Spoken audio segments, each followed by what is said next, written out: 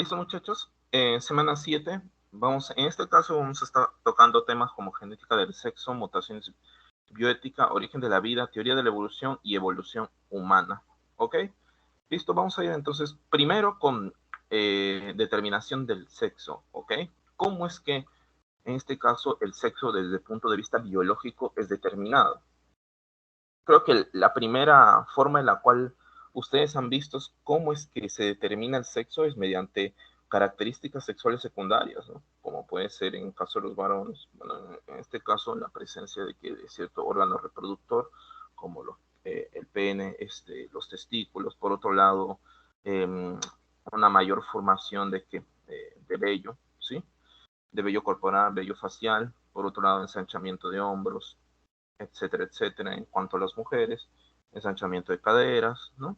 En este caso la presencia de qué? De senos, ¿ok? Luego órganos reproductores internos como vagina, útero, trompas de falopio, etcétera, etcétera. Es decir, ahí lo que estamos observando son cómo es que se está determinando fisiológicamente el sexo. ¿Por qué? En este caso, por la presencia de ciertas estructuras. ¿Ok? Pero hay otras formas para determinar el sexo, que viene a ser la determinación cromosómica, o sea, a nivel de cromosomas que se puede determinar qué cosa, el sexo de un organismo. ¿Ok? Por ejemplo, vamos a ver con la determinación primaria.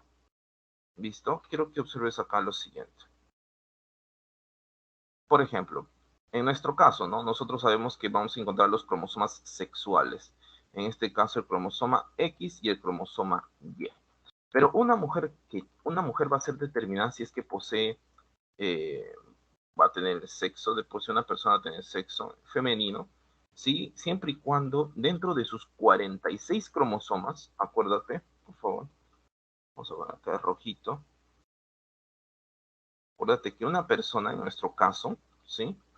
En humanos, una célula diploide, ¿ok? Contiene ¿qué cosa?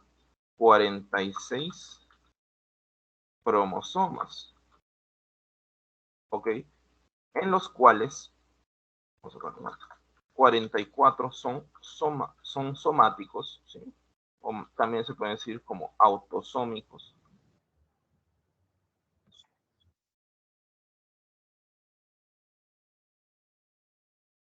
¿Qué pasó? Vamos a poner, en humanos, vamos a poner 2N igual a 46 cromosomas,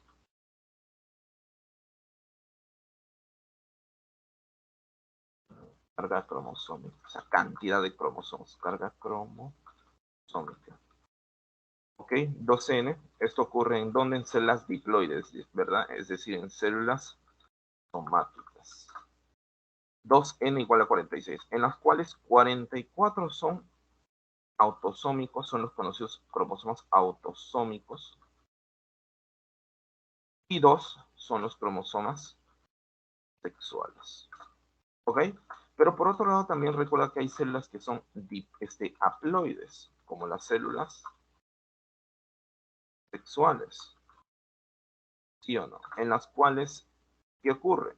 22 son autosómicos y uno es sexual. ¿Y te acuerdas cómo ocurre la formación de estas células sexuales? Uy, ¿qué pasó?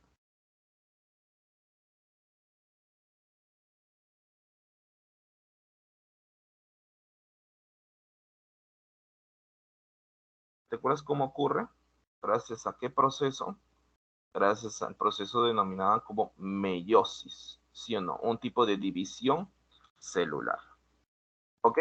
Especializada, que sucede en ¿dónde? En células germinales, las cuales son diploides, para originar células sexuales, que son haploides, ¿ok?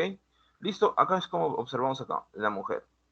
Dentro de sus 46 cromosomas, 44 somáticos, 2 son sexuales. Esos justos 2 cromosomas sexuales son los X y X. ¿Ok? O sea, tiene 2 copias de ese cromosoma X. Sabemos que a partir de una ovogonia, gracias a la ovogénesis, para la formación de células sexuales femeninas, sabemos que después de esta se van a originar, ¿qué cosa? 4, ¿no? 4 células hijas. Pero acuérdate que 3 involucionan al formar corpúsculos polares, y por otro lado los cuerpos polares, y por otro lado queda solamente uno funcional. Pero independientemente cuál sea el cuerpo polar y el otro, cuál viene a ser el ovocito funcional, todos van a recibir, ¿qué cosa? El cromosoma X. Pues. Por lo tanto, en una mujer siempre vamos a observar, ¿qué cosa? El cromosoma X. ¿Listo? Que va a estar entregando. Y por otro lado, el varón es después, además de sus 44 cromosomas autosómicos, va a tener, ¿qué cosa? 2 cromosomas sexuales. En este caso es una copia del cromosoma X y una copia del cromosoma Y. Y gracias a la meiosis, pues van a originarse, ¿cuántos? Espermatozoides, 4, ¿no? Pero 2 de esos espermatozoides poseen el cromosoma X y otros 2 de esos espermatozoides contienen el cromosoma Y. Pero acá simplificando estamos colocando 1 a 1. Dependiendo del sentido de la fecundación, si se junta un cromosoma X que proviene de la madre y un cromosoma X que proviene del padre, pues lógicamente va a generar un cigoto que contiene un par de cromosomas X. Por lo tanto, el sexo futuro del individuo que va a nacer, pues va a ser femenino. Y por otro lado, si observamos este sentido de cruce, cromosoma X de la mujer, de la madre, y el cromosoma Y del padre, pues van a dar origen a un cigoto que al paso del tiempo va a formar un individuo masculino. ¿Ok? ¿Te estás dando cuenta? Pero estos sistemas de determinación cromosómica de los sexos existen diversos en la naturaleza. Por ejemplo, en mamíferos está determinado que el sexo femenino es gracias al par de cromosomas X y al sexo masculino gracias al par de cromosomas XY. Este sistema de determinación cromosómica se denomina como sistema XY. Por otro lado, en algunos insectos, ojo, en algunos insectos se aplica el cromosoma XO, en la cual, X0, en la cual, por ejemplo, vamos a estar encontrando que los individuos XX, ¿sí? Esto faltó.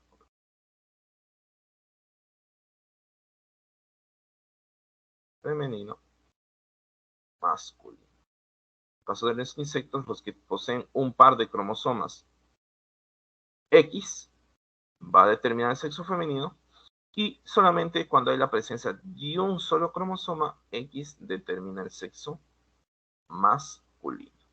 Por otro lado, encontramos el sistema ZW, ¿ok? El sistema ZW, en la cual los cromosomas sexuales son los Z y W, que se cumplen donde en aves.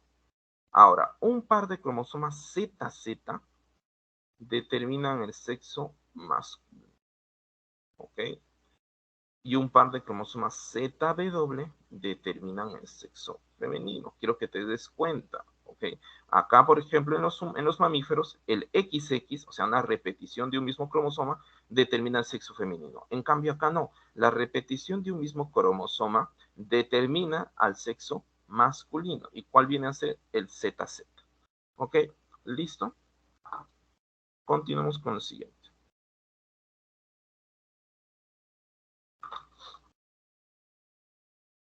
Ahora, gracias a esta producto de estos fenómenos de determinación cromosómica del sexo, tal como te estás dando cuenta en esta imagen, estás observando que, por ejemplo, tenemos al individuo 1, al hijo 1, y ese es el hijo 2. ¿Ok? Vamos a borrar aquí. Vamos a borrar.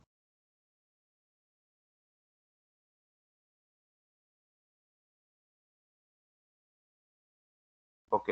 Listo. Ahora, quiero que te des cuenta que en la mujer, por ejemplo, tienes 2 cromosomas X, ¿no? Pero recuerda que tienen los mismos genes, pero no los mismos alelos. Imagínate que hacemos referencia acá a un gen. Acá tenemos el alelo 2 en un cromosoma y por otro en otro cromosoma el alelo 1. ¿Ok? Ahora, a partir de esto se van a formar 2 tipos de ovocito. Uno que contenga el cromosoma 2, el alelo 2 y por otro lado el alelo 1 para un mismo gen. ¿Ok? Ahora, dependiendo de los sentidos de fecundación, estamos observando lo siguiente. Que por ejemplo, la mujer, ¿sí? en este caso hija, la hija, va a corresponderle ciertos alelos. Por ejemplo, ¿no? Acá, el alelo 1, el alelo 2, y en el caso del varón, este mismo cromosoma, para el mismo gen tiene el alelo 3. Ahora, quiero que te des cuenta que cuando nace mujer, hija, mira cómo es que la hija va a adquirir los siguientes cromosomas. Siempre va a adquirir el alelo 3, ¿ves? Siempre, siempre, siempre. Pero en cambio, por otro lado, ¿qué puede obtener? Tanto el alelo de este cromosoma o el otro alelo de este cromosoma. O sea, acá puede ser 1 o puede ser 2. Pero quiero que te des cuenta que no logra obtener ningún gen del cromosoma Y. ¿Por qué? Porque para su formación no lo necesita. ¿Te estás dando cuenta? No lo necesita. Por lo tanto, en el caso de la mujer, el tipo de herencia en cuanto a los genes del cromosoma X, ¿sí?, está determinado por el sexo. Ya sea si nace varón, si nace mujer o si nace varón. ¿Ok? En cambio, cuando nace varón, en este caso el hijo sí está heredando los diferentes genes del cromosoma Y. ¿Ok? ¿Listo? Continuamos. Es decir, ahora, para dar origen al hijo, quiero que observes qué alelos puede tener. El alelo 1 o el alelo 2. O sea, solamente tiene dos opciones. ¿Por qué? Porque este cromosoma X, ¿de quién proviene? De la madre. Pues. Pero quiero que te des cuenta que si nace hija, no tiene dos opciones. Una, dos, tres. Tiene tres opciones. Por lo tanto, acá ya estamos viendo que va a estar influenciado cierto tipo de herencia, la cual depende del sentido del sexo. ¿Ok? Si nace varón, pues puede tener dos alelos para un gen. Si nace mujer, puede tener tres alelos, tres variantes para un gen. ¿Ok? Por lo tanto, vas a estar observando que producto de esto pueden variar las frecuencias genotípicas y fenotípicas. Ok, profesora, ¿cómo se denomina esta genética? Genética del sexo. ¿Y quién es el padre de la genética del sexo? Thomas Morgan. Pero al igual como Mendel tuvo un modelo de estudio, un modelo experimental, Thomas Morgan también tuvo un modelo experimental que se denomina como la mosca de la fruta, ¿okay? Término científico de Drosophila melanogaster. ¿Ok? Drosophila melanogaster. ¿Ok? Conocida como vulgarmente como la mosca de la fruta. ¿Ok? Ahora, profe, pero así como Mendel se centraba en ciertas características como el color de la vaina, la forma de la semilla, el tamaño de la planta, acá qué características estudió Morgan para comprender cómo es que se heredaban estos rasgos. Ah, mira, lógicamente hay un fenotipo que se denomina como tipo silvestre o tipo salvaje, que viene a ser el fenotipo normal o en el cual está presente en la mayor cantidad de la población o mejor dicho, los originarios, las características originales, iniciales, ¿ok? Lo que hizo Thomas Morgan es que sabían que, ustedes saben que los rayos ultravioletas son agentes mutagénicos, ¿no? Son mutágenos, o sea, pueden alterar el material genético. Entonces, lo que se hizo, en este caso, a frasquitos con diferentes moscas, ¿ok? ¿Qué se hizo? Thomas Morgan les incidía con diferentes agentes genotóxicos. ¿Para qué? Para que comiencen a mutar. Y si mutaban, lógicamente habría un punto en el cual sus rasgos ahora se expresaban de otro tipo. Así es como aparecen moscas de ojos blancos, ¿ok?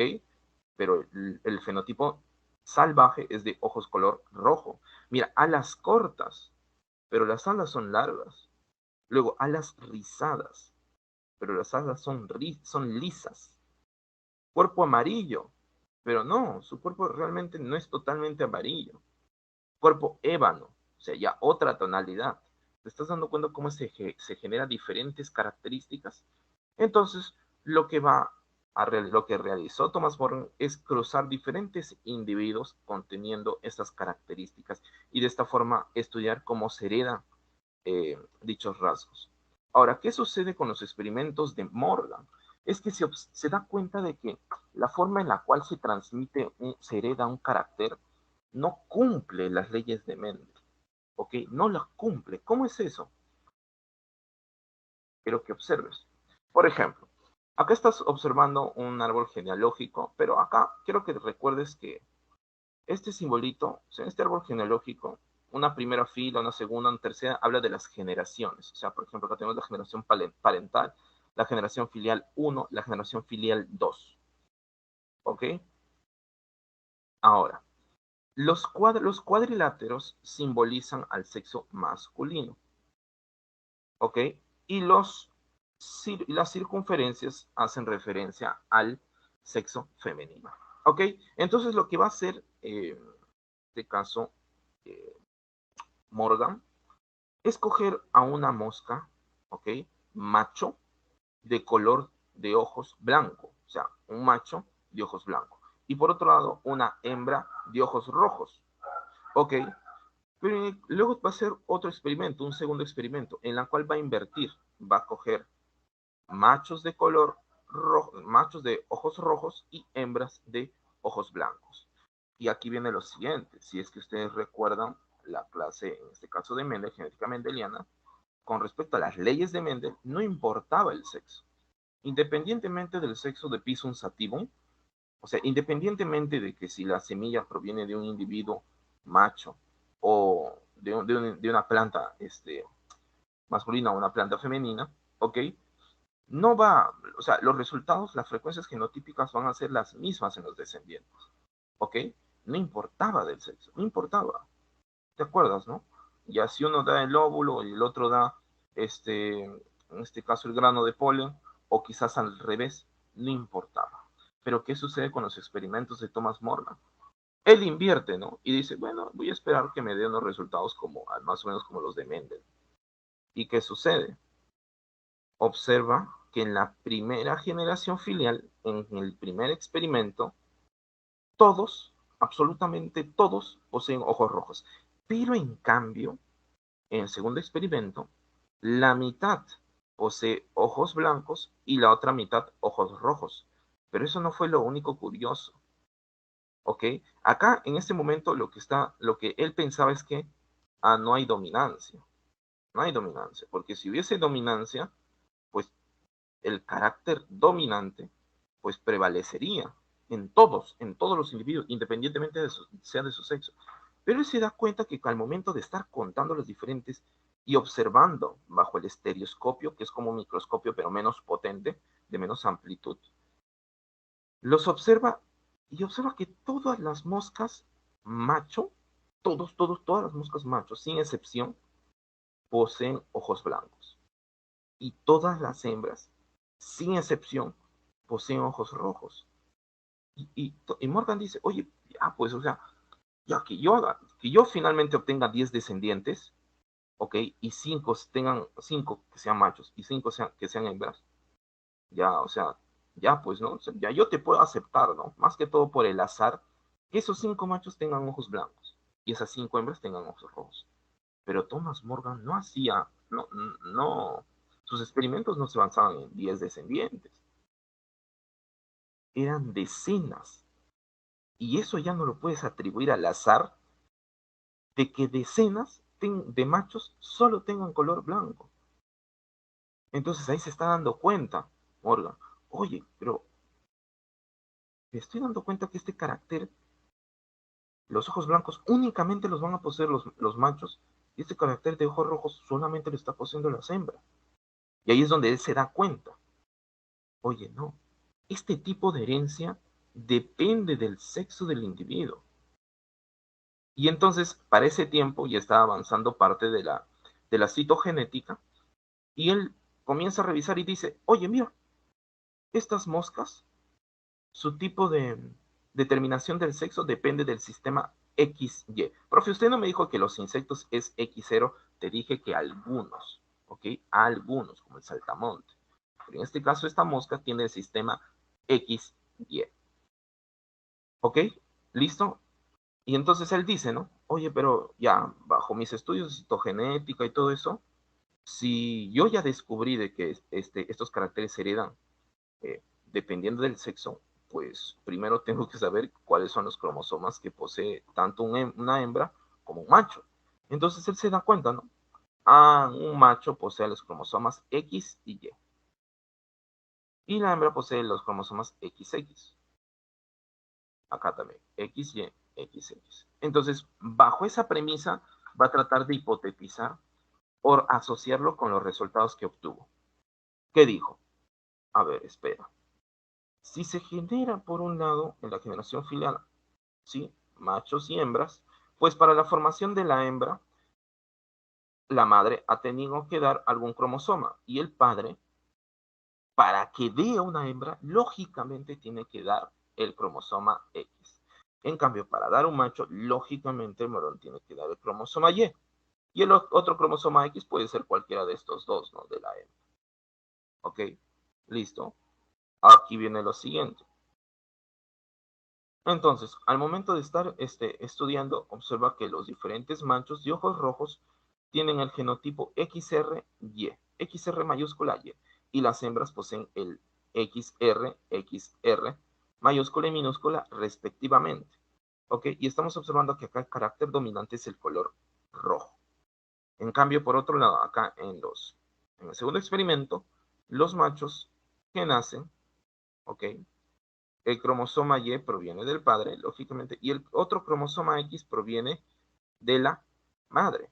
Pero la madre que es una línea pura para el carácter recesivo, que son los ojos blancos.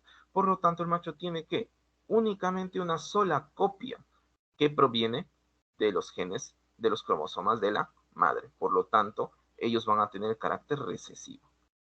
En cambio, si nace una hembra, pues mira cómo es que la madre da el cromosoma X con el alelo R minúsculo. Y el padre le da el único cromosoma XR que tiene, pues. Y justo este cromosoma X tiene el alelo R mayúsculo. Por lo tanto, todas las hembras que nacen son que heterocigotas, pero expresando el carácter dominante. Ok, ahora, estamos observando que un cruce a nivel de la generación filial. Y se van a originar, ¿qué cosa? Diferentes individuos, ¿no? Pero aquí vamos a observar algo peculiar. Ojos rojos el 75% y ojos blancos el 25%. Quiero que observes que todas las hembras de la generación F2 poseen, ¿qué cosa? Color de ojos rojos. Y en cuanto a los hijos machos, van a poseer la mitad de color de ojos rojos y la otra mitad ojos blancos. Con estos genotipos. Lógicamente, estas son hembras porque poseen, ¿qué cosa? El par de cromosomas X. XX, ¿ves? XX. Y acá son machos porque son XY y XY. Te estás dando cuenta que en este caso los machos únicamente van a expresar justo el fenotipo del alelo que tiene, del alelo que está presente en el cromosoma X que tiene, porque solamente tienen una opción. Pues. ¿Ves cómo ellos solamente tienen una opción? Y en cambio, acá mira, solamente una opción. Y en cuanto a las hembras, mira cómo tiene estas dos opciones. Y lógicamente el fenotipo que se va a expresar va a ser del carácter dominante. Lo mismo que ocurre en el segundo experimento de Thomas More. Entonces ahí es donde él se da cuenta, oye, hay diferentes caracteres que son heredados según el sexo. Y es debido a que justo estos caracteres son producto de ciertos genes que se ubican, ¿en dónde? En los cromosomas sexuales. ¿Y qué tiene que ver eso con el sexo? Porque tú sabes que la determinación del sexo depende en cierta instancia de la repartición de cromosomas. ¿Te estás dando cuenta? Ahora pasamos a cuáles son los cromosomas sexuales, por ejemplo, en los mamíferos. Vamos a tener los cromosomas sexuales. Ok, acuérdate, una mujer es XX y un varón es XY. Pero vamos a ver cuáles son esos cromosomas. Por ejemplo, acá tenemos al cromosoma X. Ok, y por otro lado, a la izquierda tenemos el cromosoma Y. Profe, ¿así de ese tamaño es? Sí, sí, exacto. ¿Ves? Acá tenemos el cromosoma Y en azul y el cromosoma X en rosado, en los cuales estamos observando claras diferencias de tamaño y forma. ¿Ok? Ahora, hay ciertas cositas. Estos dos son cromosomas sexuales. Profe, ¿eso significa que son homólogos? No, no, de por sí no son homólogos. Pero ¿qué sucede? Ambos cromosomas poseen ciertas regiones que comparten los mismos genes entre sí. Pero estas regiones justo son las regiones que se encuentran en los extremos, denominadas como región homóloga primaria y región homóloga secundaria, que acuérdate que son zonas en las cuales ambos poseen los mismos genes. ¿Ok? Pero luego la gran parte de espacio que les queda a ambos cromosomas entre sí son muy diferentes y a dichas regiones se denominan como regiones diferenciales. Por ejemplo, en el caso del cromosoma Y se denomina dicha región como región diferencial que porta genes exclusivos del cromosoma Y, lógicamente, pues porque no está en el cromosoma X, pero que determinan los caracteres holándricos, ¿ok? Los caracteres holándricos. En cambio, en la región diferencial que porta genes exclusivos del cromosoma X, lógicamente porque no están presentes en el cromosoma Y, determinan los caracteres ginándricos, ¿ok? ¿Listo? Pasamos ahora con la herencia ligada al sexo en humanos. Un ejemplo de estos es la hemofilia. Profe, ¿qué es la hemofilia? Mira, ¿qué sucede? Como un mecanismo homeostático, tu cuerpo cuando ocurre una hemorragia, es decir, cuando ocurre la salida de sangre del torrente sanguíneo debido a algún corte, por ejemplo, o un traumatismo, lo que va a generar es una ruptura, por ejemplo, ¿ves acá? Mira, un pinchazo, ¿sí? Genera un pinchazo, ¿listo? Y, por ejemplo, ¿no? Cuando te sacan sangre, por ejemplo, ¿no? Una jeringa, pa, pinchazo y comienza a salir un poquito de sangre. Se produce una lesión. En personas sin hemofilia, ¿ok? Sin esta condición, ¿qué sucede? Se detecta dicha lesión, por lo tanto, ¿te acuerdas qué va a participar acá? El sistema de coagulación, el cual va a permitir sellar dicha zona de lesión, dicha zona lesionada. ¿Ok? Entonces se sella esto y se detiene la hemorragia. Pero en personas con hemofilia, ¿qué ocurre? Pues acá, después de la lesión que se ocurre, algunas proteínas de este sistema de coagulación están alteradas, ¿ok? Listo, lo cual finalmente no va a permitir la formación de esas mallitas, de esas redes de fibrina que permitían sellar la zona por la cual salía la sangre. Por lo tanto, no se detiene la hemorragia. Por eso es que en personas con hemofilia hay demasiado cuidado cuando se recurre a procedimientos quirúrgicos. ¿Por qué? Porque es difícil, pues, de parar la hemorragia. ¿Ok? Entonces tenemos acá la herencia ligada del sexo en humanos. ¿Qué sucede con la hemofilia? La hemofilia es un carácter ginándrico. ¿Qué quiere decir? Por lo tanto, que está determinado por diferentes alelos que se ubican en el cromosoma X. ¿Ok? El cromosoma X. Ahora, profe, ¿pero cuáles son los alelos que determina? Mira, el alelo H mayúscula, el cual es dominante, es un alelo de coagulación normal. En cambio, el alelo H minúscula determina este, el carácter hemofílico y es justo un alelo de carácter recesivo. ¿Ok? Por lo tanto, vamos a estar observando las diferentes combinaciones que hay acá. Por ejemplo, tenemos 5 combinaciones. En el caso que sean mujeres, en el caso que sean varones. Por ejemplo, en cuanto a las mujeres, si tienen en el cromosoma X, son homocigotas dominantes, es decir, poseen doble H mayúscula, doble H mayús, ¿ok? El tipo de coagulación va a ser normal, pues, porque se está expresando el carácter dominante. Si tenemos un heterocigoto, un portador, un híbrido, ¿ok? Tenemos el H mayús y el H minus, pero sabemos que el H mayús es dominante, por lo tanto hay coagulación normal. En cambio, si una mujer es homocigota recesiva, ahí es donde sí se va a expresar la hemofilia. En cuanto a los varones, como solamente tiene una copia del cromosoma X, el alelo que posea pues va a determinar el carácter. Por lo tanto, si tiene el H mayús es coagulación normal, si tiene el H minus es hemofilia. ¿Ok? Vamos a tener, por ejemplo, acá diferentes sentidos, ¿no? Mira, por ejemplo, acá tenemos un padre no afectado. Si es un padre no afectado, sabemos entonces que cromosoma X, ese alelo es el alelo de carácter dominante, el H mayús. Y por otro lado tenemos el caso en que la madre es portadora, es decir, es heterocigota, es híbrida, ¿no? Tiene un alelo H mayúscula y un alelo H minúscula. Entonces observamos acá los sentidos de fecundación.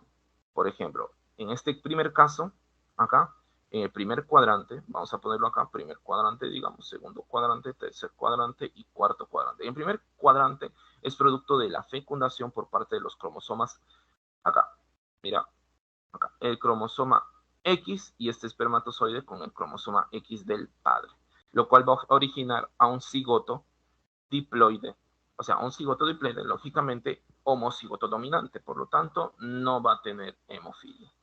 Por otro lado, mira, el ovocito de acá con el cromosoma X, con el alelo de carácter dominante y el espermatozoide con cromosoma Y del padre, acuérdate que el cromosoma Y pues no otorga ningún gen con respecto a la coagulación. Entonces vamos a tener en este caso que el padre va a ser XH mayus y Y. Y como te dije, en los varones, ¿sí? Vamos a estar observando únicamente que este carácter, que el alelo que posea en el cromosoma X, pues determina su fenotipo. Por lo tanto, acá también no posee hemofilia. Por otro lado, en otro caso, en la cual el otro cromosoma X de la madre, ¿sí? Es fecundado por un espermatozoide del padre que transporta su cromosoma X. Entonces vamos a tener finalmente un cigoto híbrido, ¿no? Un cigoto heterocigoto, ¿no? En la cual sabemos que por lo tanto no va a ser una hija hemofílica, ya que está presente el alelo H mayus y este es dominante sobre el H minus, por lo tanto va a poseer coagulación normal. En cambio, en los varones, en los cuales se le otorga un cromosoma X H minus de una madre portadora, pues como tiene solamente esa única opción, porque solo tiene un solo cromosoma, pues aquí se va a expresar el carácter hemofílico. Ok, otro ejemplo con respecto a la herencia ligada al sexo en humanos es el daltonismo. Y vamos a estar observando, ¿no? Por ejemplo, acá, en mujeres, este mouse no me ayuda muy bien.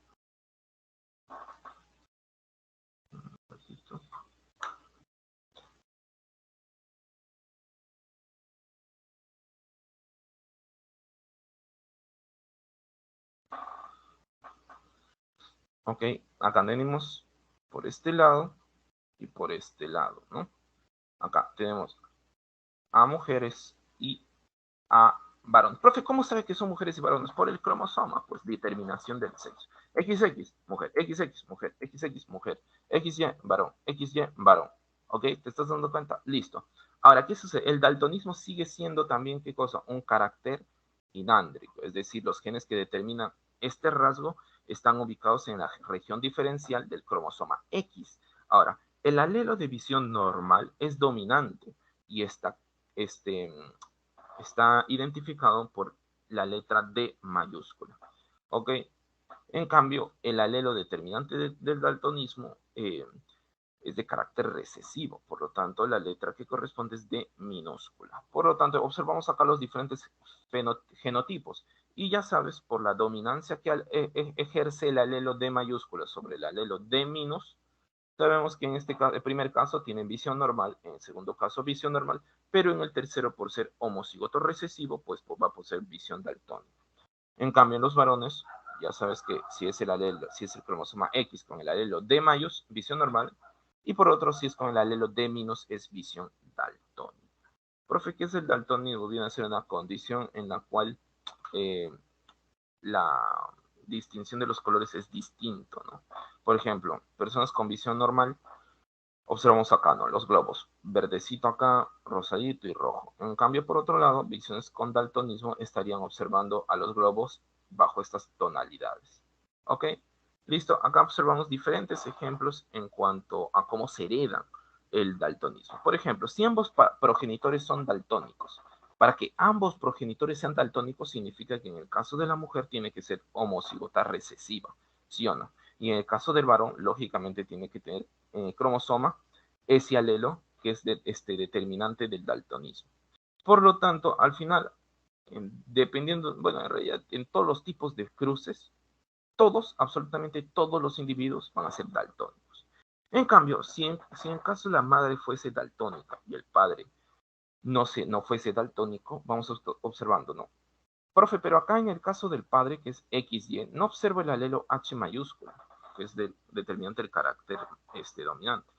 Eso te comento, es que en gran parte, en algunos ejercicios de genética, no se coloca a los cromosomas que poseen el alelo dominante, ya no es necesario que se coloque el símbolo del alelo dominante, sino ya tácitamente se entiende.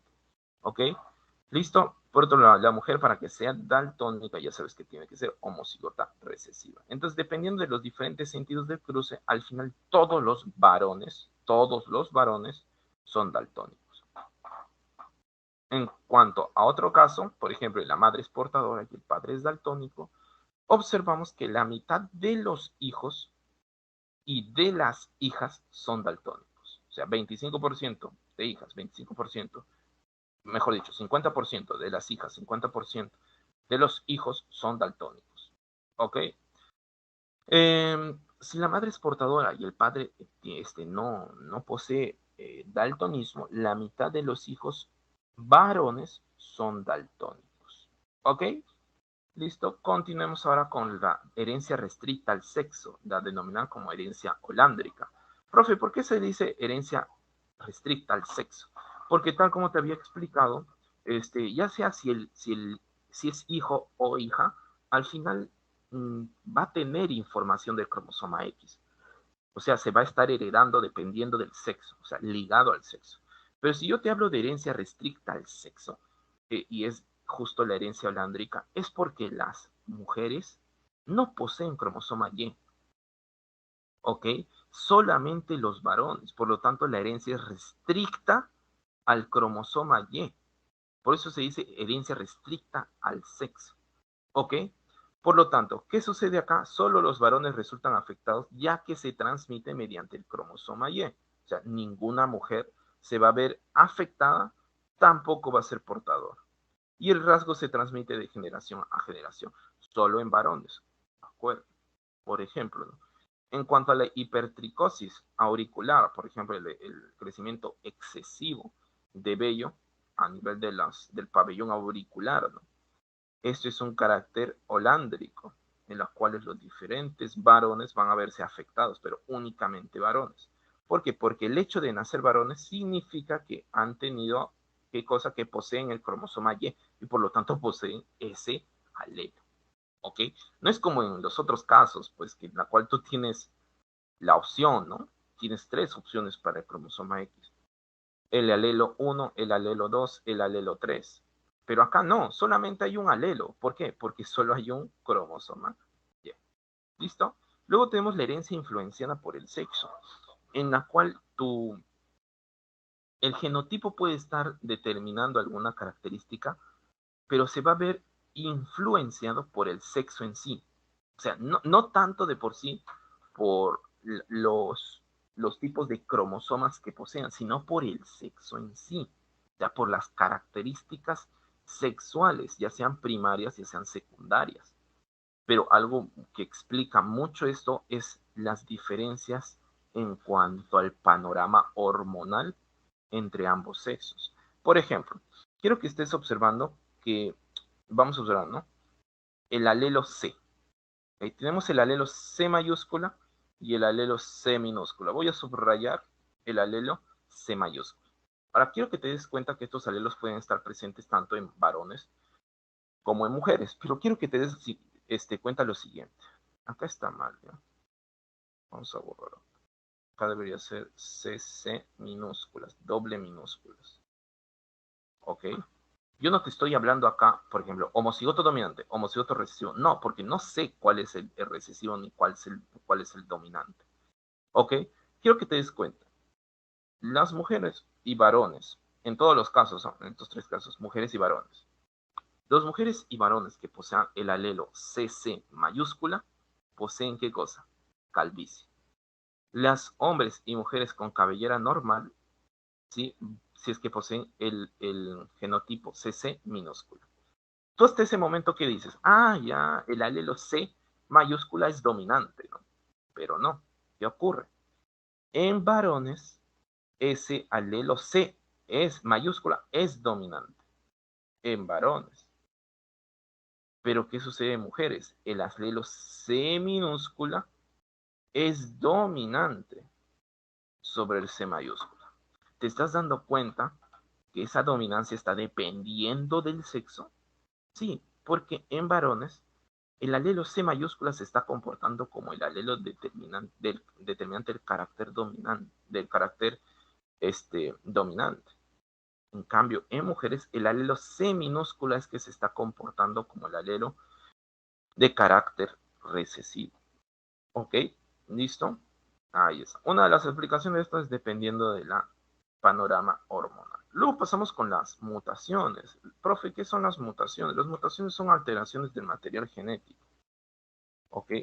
Alteraciones del material genético, ¿no? Modificaciones. Profe, pero el material genético está conformado por diferentes niveles de conformación, pues, ¿no? De estructura, claro. Al inicio para formar, ¿no? Tienes a qué cosa? A los cromosomas, ¿no? Dentro de un cromosoma vas a encontrar qué cosa? Genes, ¿sí o no? Dentro de un gen que encuentras una secuencia de diferentes nucleótidos. ¿Ok? La mutación puede ocurrir a diferentes niveles del material genético. Por ejemplo, las mutaciones génicas ocurren a nivel de la secuencia de los genes. ¿Ok? A nivel de la secuencia de genes. Estás observando cómo es que está cambiando. Mira, de timina ahora pasa a guanina. ¿Ok? Lo cual ya va a simbolizar un tipo de mutación. Y esto puede afectar ¿a qué? Al ARN mensajero que se produce y luego a la proteína que se produce. Y justo una sola mutación podría causar ¿qué cosa? Un cambio en la función de ¿qué? De diferentes proteínas. ¿Ok? Por otro lado, tenemos las mutaciones cromosómicas, que son las que ocurren a nivel de los cromosomas, es decir, que va a afectar varios genes. Afecta varios genes. ¿Ok? Por ejemplo, mira, quiero que observes. ¿Ves toda esta cantidad de cromosomas? Quiero que observes toda esta cantidad de cromosomas. Si nosotros contamos, al final nos da 47. Profe, ¿cómo 47? Pero si una célula diploide, una célula somática, son 46. Quiero que observes. Como todo un cromosoma se ha duplicado. A esto se denomina como trisomía. Y es una mutación, ¿sí? De toda la carga cromosómica de estas células. ¿Ok? Pero estas no son las únicas mutaciones. Por ejemplo, en algunas ocasiones un fragmento de un cromosoma se puede duplicar. ¿Cómo se denomina ese tipo de mutación cromosómica? Sencillo, duplicación. Profe, ¿y si hay una que desaparece? Ah, de lesión. Profe, si hay una que, por ejemplo, hay un caso en el cual un fragmentito de un cromosoma se pueda ir a otro, sí, se denomina como translocación. Profe, hay un caso en el cual un fragmento del cromosoma, si está hasta este sentido, se invierte, claro, se denomina como inversión. ¿Ok? ¿Listo? Ahí vamos. Vamos con el siguiente. Entonces vamos con diferentes tipos de condiciones producto de ciertas mutaciones cromosómicas. Por ejemplo, en caso del cariotipo del síndrome de Darden. Profe, ¿qué es el cariotipo? El cariotipo viene a ser una forma esquematizada, ¿no? Una organización esquematizada de los cromosomas según su tamaño, forma, posición del centrómero, etcétera, etcétera, etcétera. ¿Ok? Estamos observando, mira cómo todos los cromosomas están organizados. Mira, con su par homólogo todavía, con su homólogo. ¿Ves? Con su homólogo. En el cariotipo del síndrome de Turner, cómo se clasifican sus cromosomas, hay algo peculiar, que estas personas poseen 45 cromosomas. Ah, ¿eso quiere decir, profe, que hay uno que falta? Sí. ¿Pero cuál es? Ahí viene la cuestión. Mira, quiero que observes. ¿Cuántos cromosomas X debería tener? Ya, pues si fuese varón, XY, 2. Y si fuese mujer, XX. Pero en este caso, esa falta de un cromosoma de los 45 que tiene es producto de la ausencia de un cromosoma X. ¿Ok? la ausencia de un cromosoma X. Solamente tiene un solo cromosoma X. Algunas características, en este caso anatómicas, en el caso de las personas que poseen síndrome de Turner, es por ejemplo la talla baja, ¿no? La baja estatura, la implantación del cabello en la parte inferior, ¿sí? Del cuello, un tórax ancho, aquí está acompañado por parte de areolas separadas, metacarpianos cortos, uñas displásicas, ¿no? O la presencia de muchos lunares a lo largo de todo el cuerpo, la disgenesia gonadal, o sea, la ausencia o la reducción por parte de los ovarios, y los cuales no poseen folículos, por lo tanto, no son fértiles. ¿Okay? Por otro lado, tenemos el cariotipo de síndrome de Klinefelter, en la cual, ellos sí se pasaron, ¿no? En un cromosoma adicional, en la cual tienen esa adición es a nivel de los cromosomas sexuales. Va a poseer 2 cromosomas X y un cromosoma Y, en la cual vamos a estar observando ciertas características, como la presencia de un pequeño tamaño de testículos, aún así caderas amplias, por otro lado crecimiento de barba, luego calvicie frontal ausente, menos cabello en el pecho, hombros estrechos, desarrollo de pechos, pelo pubiano femenino, brazos y piernas largas. ¿Ok? Ahora pasamos con el asesoramiento genético. ¿Qué ocurre acá, estimados? Cuando ocurren diferentes... el asesoramiento genético es una parte de la... ¿cómo puedo llamarlo? De la medicina clínica, pero específicamente de la genética clínica, ¿ok? En la cual ha estado pasando con el tiempo, fortaleciendo la medicina personalizada. Y en este caso el asesoramiento genético pues se basa en diferentes resultados que en cuanto a la genética de una persona.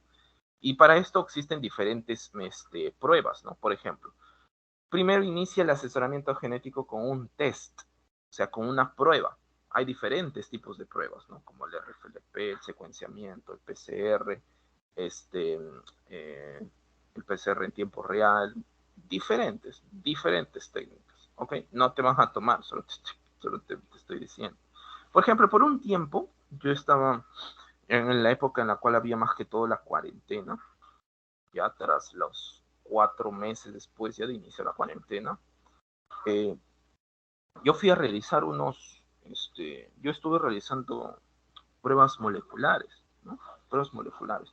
Pero el lugar donde yo realizaba estas pruebas moleculares era parte de una de las pocas instituciones eh, privadas, ¿ok? Que realizan, ¿no? Este tipo de diagnóstico utilizando pruebas moleculares, pruebas genéticas. Pero esta institución formaba parte de otra, o sea, mejor dicho, junto a otra institución formaban, ¿no?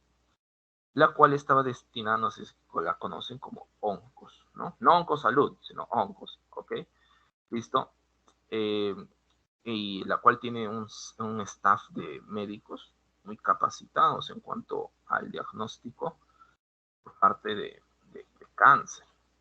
Y muchos de estos tipos de cáncer son diagnosticados por pruebas genéticas. ¿Por qué? Te voy a comentar algo así, estimado. ¿Qué sucede? Mira, ya te hablé de las mutaciones, ¿no? Y de las mutaciones genéticas. ¿Sabes cómo se origina un cáncer? La mayoría de los casos. Esa es la pregunta, ¿no? Acá, estimados, ¿ustedes qué consideran cáncer? ¿No? La definición más clásica es el crecimiento incontrolado de cierto grupo de células, ¿no? Va creciendo hasta formar una masa denominada como tumor, ¿no? Pero va a depender también del tipo de cáncer, pues, ¿no? Ahora, eh, ¿qué sucede? ¿Cómo nace un cáncer? ¿Te acuerdas cuando vimos ciclo celular? ¿Te acuerdas cuando vimos ciclo celular, ¿no? El ciclo de vida de una célula? ¿Te acuerdas cuando vimos la fase G sub 1, luego la fase S, luego la fase G sub 2, la fase M? Te quiero comentar que debido a que nunca te van a tomar, pero si es que vas a la Facultad de Ciencias Biológicas, hay un punto en el cual se toma mucho más a fondo el ciclo celular y se van a conocer unas características, unos eventos denominados como checkpoints, ¿ok? ¿Qué sucede? La transición de una fase a otra, hay un punto de, de compromiso, se le dice, ¿no? En la cual una célula está regulada, está controlada para que pase de una fase, por ejemplo, G1 a la fase S, o de la S a la G2, o de la G2 a la M, ¿ok? Estos puntos de compromiso, lógicamente, lo que están haciendo estos checkpoints, están verificando que la célula tenga todas las condiciones adecuadas para que pase a la siguiente fase. Profe, ¿y quiénes son los responsables de decidir ello? Proteínas. Profe, ¿y si ocurre una mutación en los genes que producen esas proteínas? ¿Qué puede pasar? Esos checkpoints ya no funcionan bien. Por lo tanto, esa forma de controlar la transición de una fase a otra en el ciclo celular de una célula, en el ciclo de vida de una célula, falla. Por eso es que un cáncer nace de una mutación. Profe, ¿en serio? Sí, todo cáncer nace de una mutación. Tanto al punto que son consideradas como enfermedades de índole genética. ¿Por qué? Profe, o sea, eso significa, profe, que, por ejemplo, si la proteína que decide el paso de la fase G1 a la S cambia un nucleótido en su gen, ¿voy a tener cáncer? No, no, no. ¿Ok? Uno, porque, mira, hay varias cuestiones, ¿ok? Uno, porque ese nucleótido quizás no afecte a la función de la proteína, quizás. Segundo, tú tienes un sistema inmune la cual batalla. Tú tienes un sistema de reparación de tu material genético que funciona, ¿ok? Va minimizando los posibles errores que aparezcan a lo largo de tu vida. Pero si es que tú tienes un estilo de vida inadecuado, tu sistema inmunológico no va a poder batallar bien. Si tú tienes un estilo de vida inadecuado, tu sistema de reparación de tu material genético no va a funcionar bien. Si tú tienes un estilo de vida inadecuado, más bien va a propiciar ¿qué cosa? Que con el paso del tiempo, las diferentes mutaciones que aparezcan no se puedan corregir de forma natural. Por lo tanto, una célula que tenía una mutación pasa del tiempo 2, 3, 4, 5, 50, 100. Y de estas 100, justo unas 10 ocurrieron a nivel de esa proteína. La proteína muta, ya deja de funcionar bien. Por lo tanto, el control del crecimiento de ese tipo de células se descontrola. Ahora, ¿qué sucede, profe? ¿Pero eso qué tiene que ver con el diagnóstico genético, el razonamiento genético? Pues es porque tanto ha llegado así que, mira, quiero por favor que te descartes de la mente lo siguiente, ¿no? Nunca, nunca va a salir, y si tú lo ves en la tele o algo, nunca va a salir una cura, un solo tipo de tratamiento, un solo tipo de cura para el cáncer. ¿Por qué?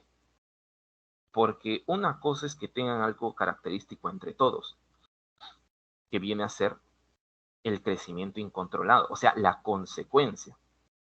Pero el problema es que no todos comparten la misma causa. Y tú cuando atacas un problema, atacas a partir de la causa, ¿ok? La aparición de los diferentes tipos de cánceres depende de qué? De las diferentes mutaciones que ocurren en miles de tipos de proteínas. Por lo tanto, si un cáncer se origina por un tipo de proteína mutada y otro cáncer se origina por otro tipo de proteína mutada, ¿cómo vas a atacar las mismas con el mismo tratamiento? Por eso es que a partir de hoy, por favor, cuando te refieras al cáncer, no es una enfermedad, es un conjunto de enfermedades. Tanto así que incluso el cáncer de mama, justo yo estoy en un proyecto, el hecho de estar estudiando, ¿no? Algunas toxinas del veneno de serpiente para evaluar cuál es el efecto en ciertas células cancerosas de triple negativo, de cáncer más que todo de mama. Y hemos estado observando, muchachos. En algún momento, la próxima semana, voy a estar compartiéndoles quizás el artículo, en la cual, de paso para que vayan practicando su inglés, un artículo voy a estar pasando, ¿no? Para que más o menos vayan viendo, ¿no? En sus horas libres cómo son los resultados que logramos obtener. Ok, entonces, ¿qué sucede? Hasta el cáncer de mama no es una sola enfermedad, son diferentes. Profe, ¿y cómo se determina que esas diferencias? Utilizando diferentes pruebas genéticas. Y se descubre que son diferentes, estimado. ¿Ok? Entonces, por eso es que el asesoramiento genético es muy importante. Uno, imagínate, ¿tú has visto esos casos, ojalá no sea el tuyo, en los cuales tienen una madre que quizás falleció, una abuela que falleció, por ejemplo, con cáncer en el útero, luego la madre, luego quizás la hermana, ¿no? Este, ¿Y es por qué? Porque hay una predisposición. ¿Y esto es por qué? Porque con el paso del tiempo, una madre a su hija, la hija se convierte en madre a su hija, le está pasando parte de su genética. Y esa genética que le está pasando a la hija posee ciertas mutaciones que no generan la enfermedad, pero dependiendo del estilo de vida de la persona, con el paso del tiempo va pasando, va pasando, y se van añadiendo diferentes mutaciones. Es por eso ahí es donde aparece un tipo de cáncer, ¿no? Con mayor predisposición, con mayor probabilidad que el resto de personas. ¿Por qué? Porque ya tienes una historia genética por parte de tus ancestros. ¿Listo? Yo recuerdo, ¿no? Cuando una vez estaba recién en mi segundo año de genética, y me escribieron al Facebook, recuerdo. Y justo era una madre, una señorita. No pienses ello. Y me preguntan, ¿no? Si yo conocía justo alguna clínica que hacía asesoramiento genético. Y para esa fecha yo llevaba segundo año, pero no tenía ningún tipo de contacto. Era porque me contó de que su hijito había fallecido de leucemia. Y ustedes deben saber que la leucemia infantil tiene una alta incidencia. Si hablamos de tipos de cáncer infantil, la leucemia son los que apuntan con mayor escala, ¿no? Ahora, y me preguntó eso, ¿por qué? Porque cuando, después de todo ese suceso trágico que sucedió, ella quería seguir con su pareja, tener un hijo. Pero para eso le dijeron debe haber un asesoramiento genético para saber que quizás hay una predisposición, ya sea por parte del padre o ya sea por parte de la madre. ¿Ok? ¿Listo? ¿Te das cuenta? Luego el asesoramiento genético, ¿no? Por ejemplo, hay ciertas personas en las cuales ya gracias a diferentes técnicas se puede determinar cuál es el estado, la etapa, ¿ok? Por ejemplo, el estadio de un tipo de cáncer, ¿no? Si está en 1, 2, 3 o 4, etcétera, etcétera. ¿Listo? Por ejemplo, luego también la diabetes. ¿Sabías que la diabetes también es una enfermedad multifactorial? O sea, depende de diferentes elementos. Y uno de esos es la predisposición genética también. Y constantemente, ya con el paso del tiempo, se está observando que ciertas enfermedades neurodegenerativas están asociadas a ciertos genes. Entonces, más o menos ya se va tratando de ver esto. Pero todo esto, lo que te he comentado, finalmente tiene diferentes consecuencias, ¿no?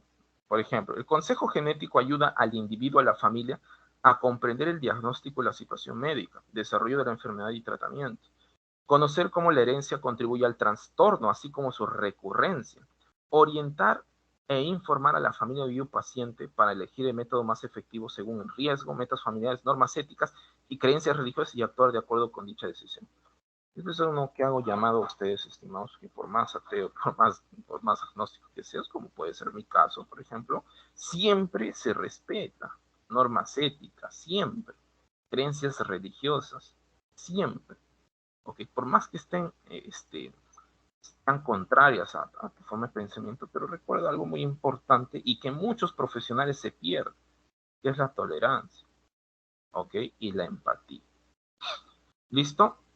Por eso es que, por ejemplo, el consejo genético te sirve esto. Por ejemplo, hay algunas personas en las cuales, por ejemplo, el paciente afectado de cáncer le diagnostican etapa 4, por ejemplo, etapa 3, ya al último, ¿no? En la transición al 4. Y les proponen diferentes tipos de terapia. Bueno, más que todo en la etapa 3, mejor dicho.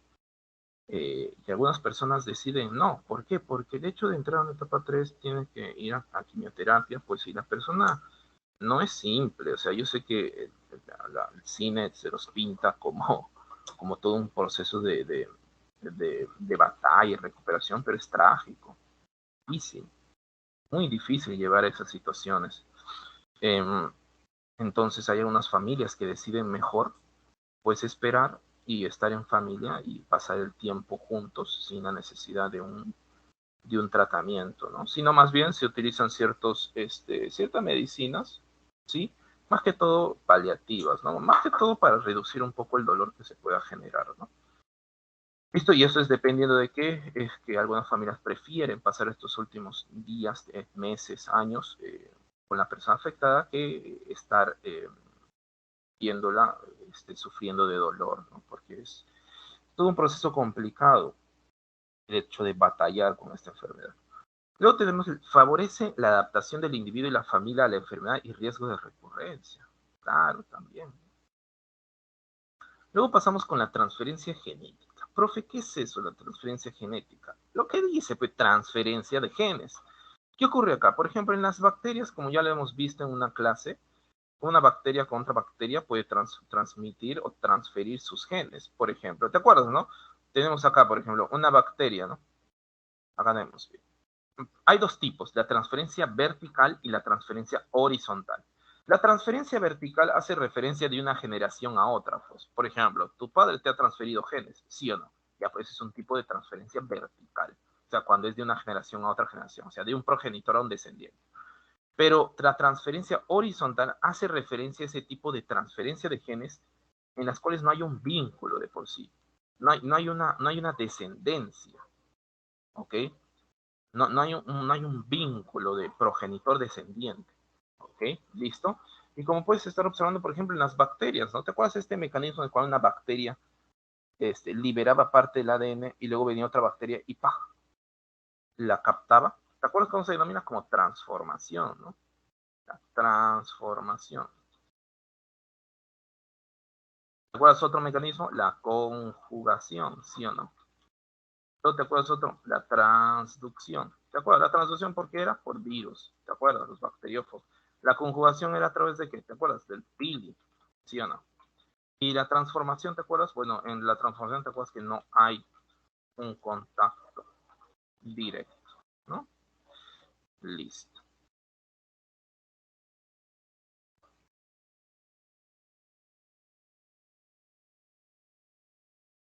Hagamos.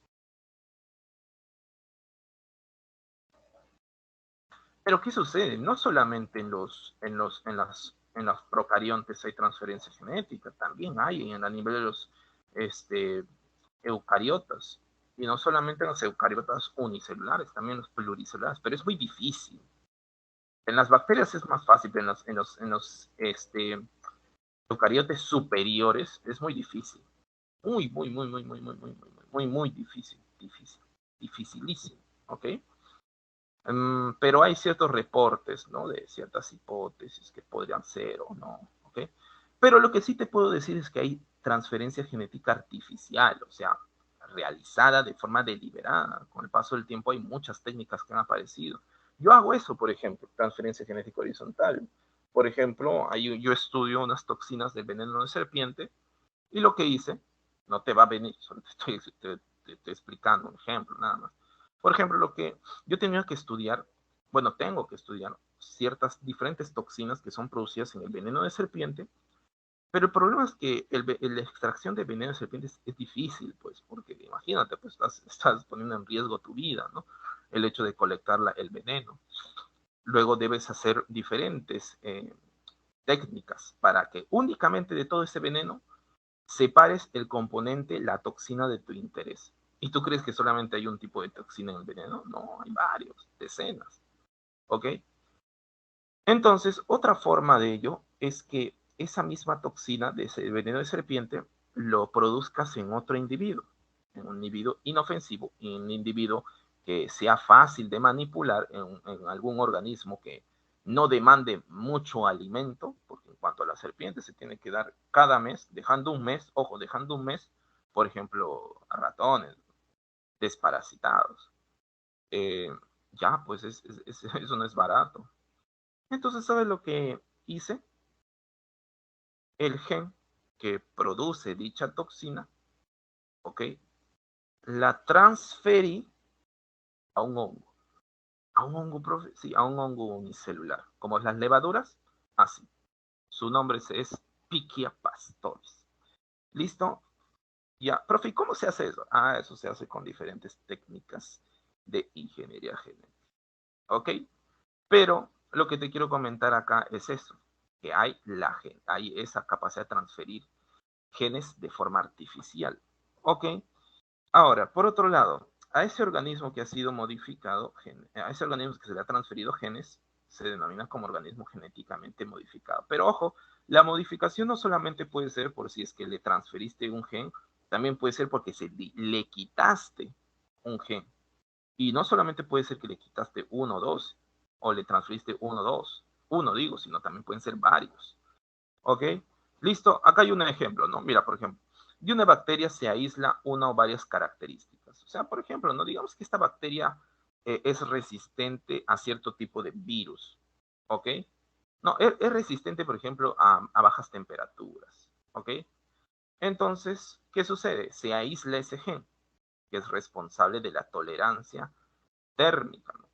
A las bajas temperaturas. Se aísla mediante diferentes técnicas y finalmente se les pasa a ciertas plantas. Por lo tanto, a estas plantas pues van a tener una mayor tolerancia a las bajas temperaturas.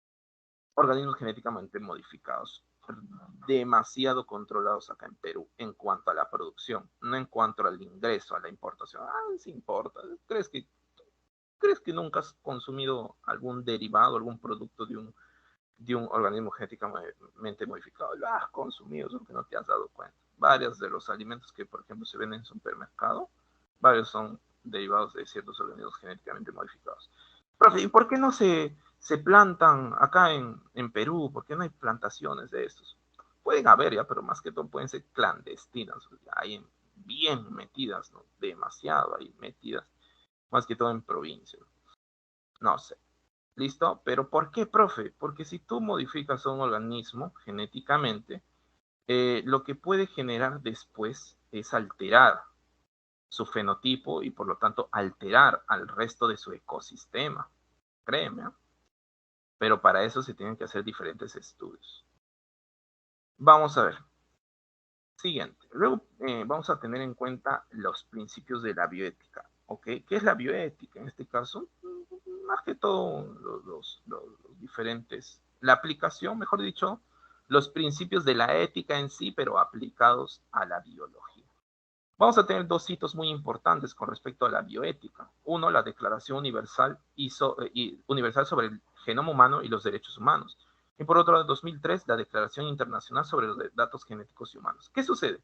En el primero establece, el genoma humano es patrimonio de la humanidad y cada individuo tiene derecho al respeto de su dignidad y derechos cualesquiera que sean sus características genéticas. ¿Cómo es esto, profe? Es que, mira, si con el paso del tiempo se descubre de que todas tus funciones derivan de las proteínas y las proteínas derivan de los genes, entonces algo beneficioso lógicamente es que, ¿por qué no identificar todos los genes del humano?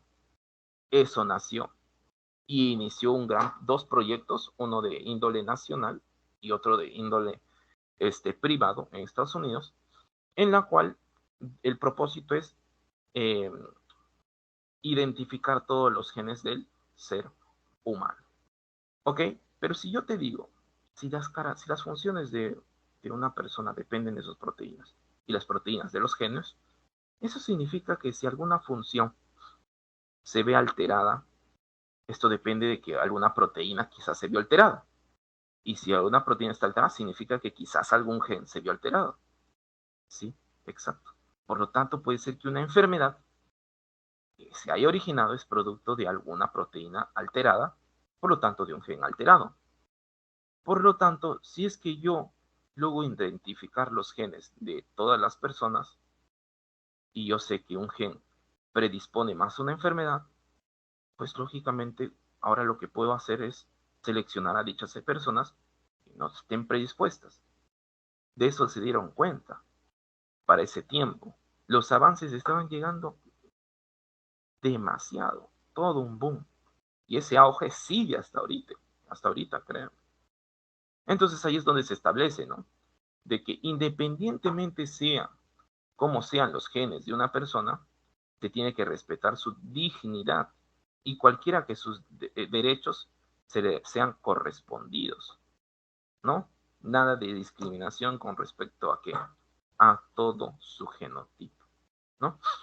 Ahora, con el paso del tiempo se logra identificar todos los genes y para el 2003 se publica el primer borrador, ¿no? Con respecto a los genes que posee el ser humano. Y para esto, lógicamente, es que se dice, ¿no? Ya mira, uno, que tiene que ser patrimonio de la humanidad también, ¿no? Que todos tienen que tener acceso al genoma humano. Profe, ¿todos tienen acceso? ¿Qué? Profe, yo tengo acceso, claro. Justo hace un ratito. Bueno, no tanto del humano ya, pero estaba viendo otros genes, pero de serpientes. Profe, ¿dónde veo eso? Hay varias bases de datos, como el NCBI, por ejemplo, ¿no? ¿Qué es eso, profe? Hazme caso nomás. Acá tú, por ejemplo, vas y colocas, escribes un gen, y acá vas a encontrar los genes en cuanto al humano, por ejemplo, ¿no? ¿Listo? Ahora vamos a poner.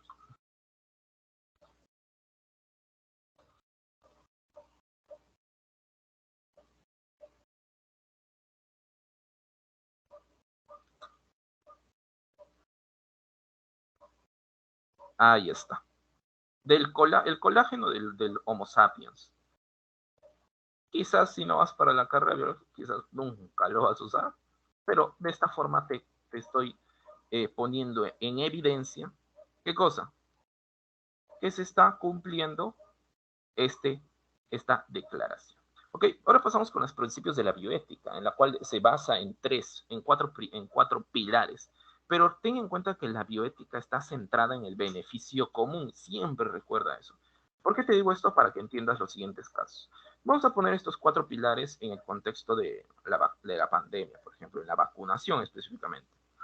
Por ejemplo, mira, el principio de beneficencia habla de que siempre se tiene que buscar el bien. Lógicamente, siempre se tiene que buscar el bien. Por ejemplo, cuando tú vacunas a una persona, ¿qué buscas? A ver, tú dime, ¿qué buscas? Es inmunizar a una persona para que cuando ocurra una infección, ¿sí? Pues en este caso los diferentes síntomas, signos, se vean reducidos o ausentes, ¿sí o no?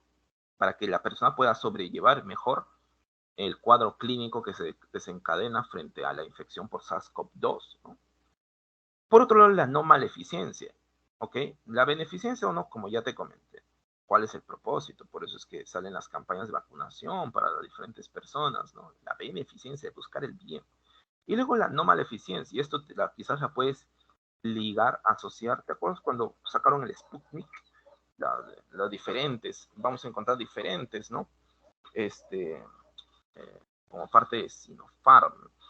¿Te acuerdas las diferentes vacunas que salieron, ¿no? Alrededor de todo el mundo? Pero ¿te acuerdas de la vacuna rusa, ¿no?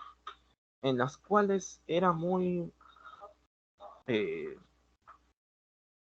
a ver, ¿cómo se dice? Eh, muy debatida. ¿Por qué? Porque el tiempo que pasó para que comience a aplicarse era muy corto. ¿Por qué? Porque para que aparezca un fármaco, y la vacuna es un fármaco, muchos piensan, ¿no? Y dicen, escucha, no creo en la vacuna, ¿no? Los antivacunas, no creo en la vacuna. Cómo es que se produjo tan rápido? Es que no saben de biología, no saben de ingeniería genética, no saben de biotecnología, no saben de cuánto avance se ha hecho hoy en día. Si antes demoraba un experimento 2 meses, obtener ciertos resultados 2 meses, un año, por ejemplo, y antes identificar todos los genes de una especie, ¿sabes cuánto podía demorar? Años. Ahora, ¿sabes cuánto puede demorar? Días. Antes, ¿sabes cuánto demoraba producir una vacuna? Años. Ahora, ¿sabes cuánto puede demorar? Meses. Ha avanzado demasiado la biotecnología, pero demasiado, ¿ok? Pero una cosa es su producción, otra cosa viene a ser su aceptación. Y la no maleficencia habla de ello, o sea, no generar mal. Por eso es que se tienen que cumplir diferentes ensayos, ensayo preclínico, ensayo clínico, fase 1, fase 2, fase 3, en la cual en el ensayo preclínico utilizas, por ejemplo, modelos experimentales como ratones, ¿ok? Hay diferentes, algunos ensayos preclínicos utilizan, por ejemplo, algunos primates, por otro lado, algunos conejos, etcétera, etcétera. ¿Ok?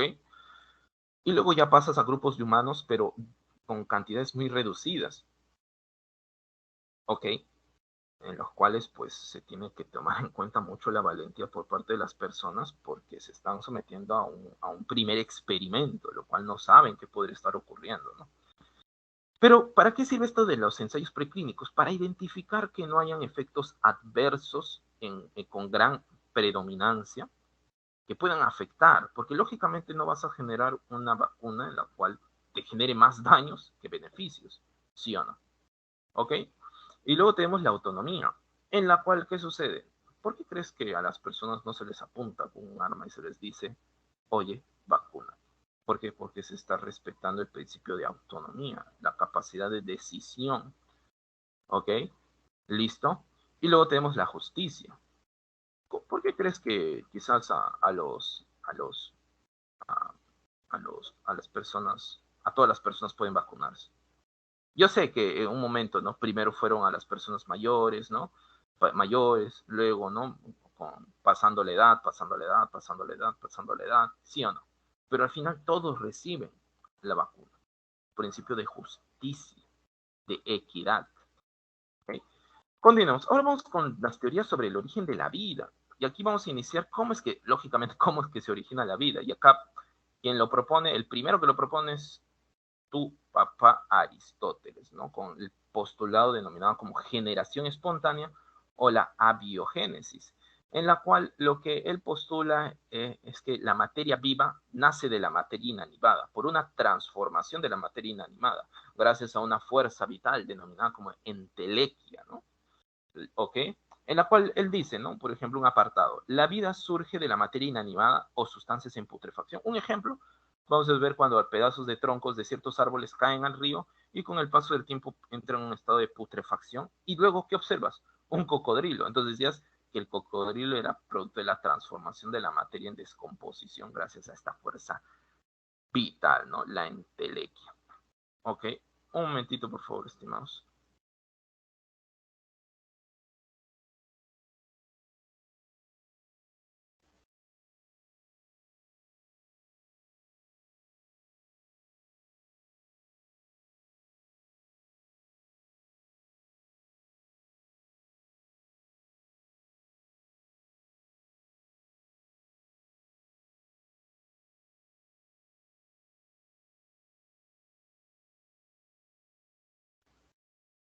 ¿Listo, estimados? Disculpen. Entonces, lo que él dice, ¿no? La transformación de la materia inanimada gracias a una fuerza vital. Pero ¿qué sucede? Con el paso del tiempo en diferentes ciclos comienzan a aparecer detractores y refutan la generación espontánea mediante diferentes experimentos. Por ejemplo, Francesco Redi, con el experimento utilizando 3 frasquitos, en la cual la gente decía, ¿no? Si dejabas una carne ahí podrida, venían mosquitas, ¿no? O sea, nacían y veían ahí mosquitas. Entonces la gente decía, las moscas nacían por la transformación de esa materia en putrefacción. Pero lo que decía Reddy es que no, realmente la carne lo que hace es emanar vapor, emanar hedores, olores, y la cuestión es que, ¿qué sucedía? Las moscas llegaban, las moscas polulaban, y las moscas luego se reproducían y las larvas crecían en la carne, y eso era la causa, ¿no? Entonces, para refutar esto, utiliza un frasco con una carne adentro, sin ningún tipo de barrera, con el medio externo. En cambio, luego utiliza un frasco sellado y luego otro frasco cubierto con una gasa, ¿no? La cual el segundo frasco no atraía ninguna mosca. ¿Por qué? Porque los hedores no se emanaban. O sea, ahí ya más o menos se está cumpliendo su hipótesis. Y por otro lado, el tercer frasco, ¿qué sería? Llegaban moscas, pero no había ninguna mosca dentro. ¿Esto qué quiere decir? Que ninguna mosca se produce a partir de la carne, sino que las diferentes moscas que nacen acá es producto de la reproducción de las diferentes mosquitas en esta zona. Ok, luego tenemos al experimento de Lázaro Spallanzani, en la cual tenemos un caldo nutricio, es decir, un caldo es como una sopa, ¿no? Pero que tiene varios componentes, varios nutrientes que le van a permitir, ¿qué cosa? Crecer en microbios, ¿no? ¿Cómo se dan cuenta de la presencia de microbios? Uno por el cambio en el olor que estaban emanando, otro por el cambio en la coloración y otro por la aparición de diferentes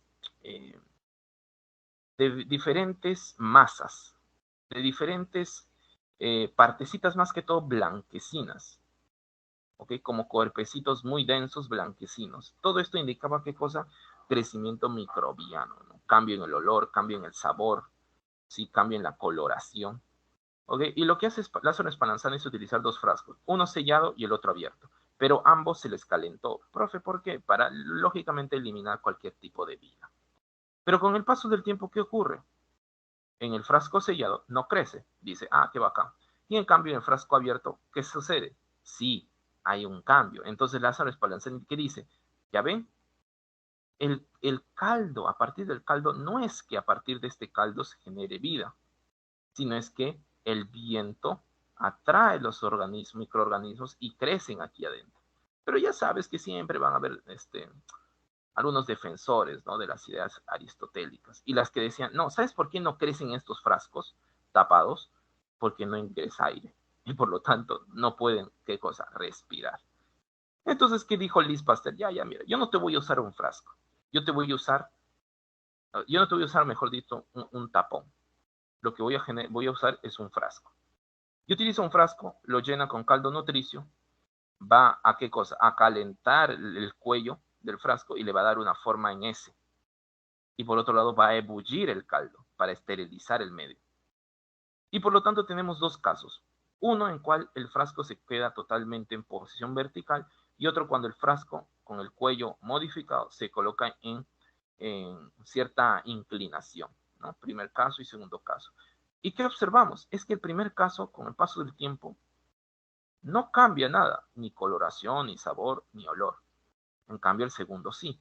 Y es producto a que la inclinación lo que permitió es que al momento que el aire comience a pasar, tenga un mayor alcance y llegue hasta el caldo. Por lo tanto, con este experimento, ¿qué dijo? Ya ves, el aire es el que está atrayendo qué cosa, los microorganismos.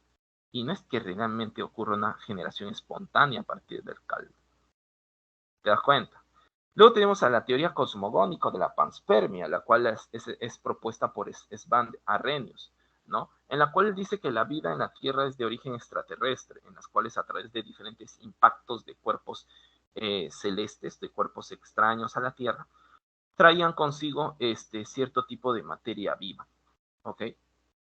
Pero muchos no están a favor de esta hipótesis porque ya sabes, pues que cuando un cuerpo atraviesa la atmósfera, entra en un estado de ebullición y su temperatura aumenta drásticamente. Por lo tanto, no hay organismos pues, que puedan soportar esas condiciones, ¿no?, tan extremas. Luego tenemos a la teoría quimiosintética o denominada como evolución química, la cual es una de las más aceptadas y la cual es propuesta por Alexander Oparin, pero él propone la teoría.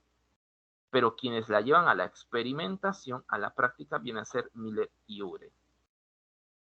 ¿Ok? ¿Qué decía Oparin? Oparin decía que si nosotros nos queremos centrar, gracias a los diferentes estudios geológicos, la vida ya lleva millones de años. Por lo tanto, vamos a centrarnos en la Tierra, no actual, sino en aquella Tierra en las cuales más o menos dieron las condiciones para que se origine. ¿Ok? A los diferentes estudios geológicos se sabe que la Tierra no nació como la observamos acá, sino totalmente caótica. Pero este caos estaba plasmado por una gran cantidad de fuentes de energía. Por ejemplo, la actividad volcánica, la luz ultravioleta que provenía de la energía solar, ¿ok? Luego, por otro lado, los relámpagos diferentes, ¿ok? Pero lo que existía más que todo acá era la materia inorgánica, entre las cuales observamos, por ejemplo, vamos a encontrar, metano, ya metano se puede considerar, luego agua, hidrógeno molecular, amoníaco, ¿ok? No había oxígeno de por sí para esa época, ¿ok? No había oxígeno. A esto se denomina como la atmósfera primitiva, ¿no? A la atmósfera de la Tierra primitiva. Y lo que Alexander Oparin hipotetiza es que estas altas fuentes de energía y la presencia de materia inanimada, lo que permitió es la mayor interacción entre las diferentes moléculas inorgánicas que con el paso del tiempo originó, ¿qué cosa? La materia orgánica. Pero para esto se tenía que probar dicha hipótesis. Entonces Miller y Urey desarrollan un sistema, un circuito totalmente hermético, en la cual en una determinada cámara se coloca una especie de alambre para generar ¿qué cosa? Chispas eléctricas que simulaban los relámpagos de la Tierra primitiva. Y dentro encontrábamos diferentes sustancias en forma de gas, como el amoníaco, el agua, el CO2, ¿ok? Entre otros. ¿Listo? El CO, el metano, ¿ok? Ahora, con el paso de los días, ¿qué observan? Sacan una pequeña muestrita de todo este sistema y luego observan algo muy curioso. Es que logran identificar con diferentes pruebas químicas varias moléculas orgánicas. O sea, acá con este experimento se está tratando de dar solidez a lo que Oparin mencionaba. Pero, profe, si se genera materia orgánica, eso no significa que sea vida, pues, ¿no? Porque la mínima unidad de la vida es una célula. Ya, pues, esta teoría no me está respondiendo totalmente a ello. Claro, es que a partir de eso se generan diferentes etapas de la evolución hasta llegar a la formación de vida. En la primera se denomina como evolución química, en la cual Oparin dice, ¿no? La transformación de la materia inorgánica a materia orgánica, gracias a todo el ambiente caótico de dicha fecha. Y luego, cuando aparecen estas moléculas inorgánicas pequeñas, la siguiente etapa es la evolución prebiótica, en la cual estas diferentes moléculas inorgánicas pequeñas comienzan a unirse entre sí hasta formar polímeros. ¿Ok? Polímeros. Profe, ya, y la siguiente, hasta ahorita no comprendo cuándo aparece la vida. Ok, listo. Y luego llega la evolución biológica, en la cual estos diferentes polímeros van a quedar encerrados en ciertas vesículas de lípidos, formando estas estructuras denominadas protocélulas. Ok, profe, pero eso ya no es una célula, ¿no? Es un prototipo de una célula. Todavía no es una célula. Profe, ¿y cuándo es que se consideró que aparece la vida? Cuando las diferentes polímeros y moléculas inorgánicas que están presentes acá comenzaron a interactuar entre sí. ¿Cómo se denomina eso? Metabolismo. Por eso se consideraba que el origen de la vida a partir de las protocélulas es cuando aparece el metabolismo. Ok, no te olvides de estos tres pasos. Evolución química, evolución prebiótica y evolución biológica. Listo, ahora vamos con teorías acerca de la evolución, en las cuales vamos a tener, por ejemplo, la teoría de las herencias de los caracteres adquiridos. Quien lo propone, Lamarck, a través de su obra Filosofía Zoológica, en la cual habla de la hipótesis del uso y desuso de las partes. Por ejemplo, la jirafa, ¿no? Lo que él decía, ¿qué cosa? Es que él explicaba ese alargamiento del cuello de las jirafas, era porque sus ancestros, cuando vivían, siempre se han estado esforzando por estirar el cuello para lograr alcanzar las diferentes hojas en las porciones más aéreas de los árboles, ¿no? Esto originó, él lo que explicaba, ¿no? Pero, o sea, es como que tú hagas tu fitness, ¿ok? Hagas tu CrossFit y con el paso del tiempo quieras, ¿qué cosa? Tu masa muscular incrementar, ¿no? Si nosotros estaríamos hablando de la herencia de los caracteres adquiridos, tú has adquirido esa característica, ¿sí o no? El aumento de los paquetes musculares. Y si yo te digo una herencia de esos caracteres, significa que tú esperarías que tu hijo, cuando nazca, también tenga un mayor paquete muscular. Y eso no pasa. Eso no pasa. Por ejemplo, uno de los que refutaron la teoría de Lamarck, lo que hicieron es a algunos ratones se les comenzó a cruzar todos entre sí, pero se les cortaba la cola. Se les cortaba la cola, se cruzaban y los descendientes seguían teniendo cola. Se les cortaba a estos descendientes, se les cruzaba y la segunda generación, ¿ok? Seguía teniendo la cola. El mismo experimento, cuarta generación, seguía teniendo la cola. Y la cola no es que se acortaba, hasta llegar a una generación 30, trigésima, ¿ok? Y se observa que en todas las generaciones que se realizó este experimento, pobres ratones, ¿qué culpa tienen cortándole las colas a todos, ¿no? ¿Qué pasó? Todo descendiente que nacía, todos tenían colas, ¿no? No dependía de eso. Por otro lado, luego conocemos a Charles Darwin con su teoría de origen de las especies o también la selección natural, la cual estaba sentada sobre las bases de la lucha por la existencia y la sobrevivencia del más apto. Lo que decía Darwin es que, por ejemplo, hay diferentes, como parte de una especie, hay diferentes poblaciones, o sea, grupos de individuos de esa misma especie. Pero estas poblaciones tienen características distintas entre sí, las cuales le ofrecen cierta ventaja frente al ecosistema. Por ejemplo, cuando él realizó ciertos estudios, por ejemplo, en un conjunto de islas, ¿no? El archipiélago de los Galápagos, observó que en las diferentes islas encontraban a estas aves, los denominados pinzones. Pero estos pinzones poseían diferentes características entre sí. Entonces Darwin dice, oye, ¿cómo puedo explicar esto? Entonces él dice, cada isla tiene tiene características de flora y fauna y también de vida, mejor dicho, de materia inerte, como ríos, temperatura, presión atmosférica, lluvias, etcétera, diferentes al resto de islas. Por lo tanto, por ejemplo, una determinada isla, esta ave es la que se acomoda más. ¿Por qué? Por la forma de su pico, quizás, porque le permite, ¿qué cosa? Poder romper mejor los frutos secos de dicha isla y consumirlas. Por otro lado, por ejemplo, esta ave puede estar sobreviviendo mejor en otra isla. ¿Por qué? Porque gracias a su pico puede capturar más que todo a los insectos, porque su pico es un poquito más fino. Luego tenemos a otro tipo de aves en otra isla, la cual la forma de su pico pues le permite, ¿qué cosa? Pues colectar, en este caso, digamos, diferente tipo de frutos, ¿no? Diferente tipo de frutos, etcétera, etcétera.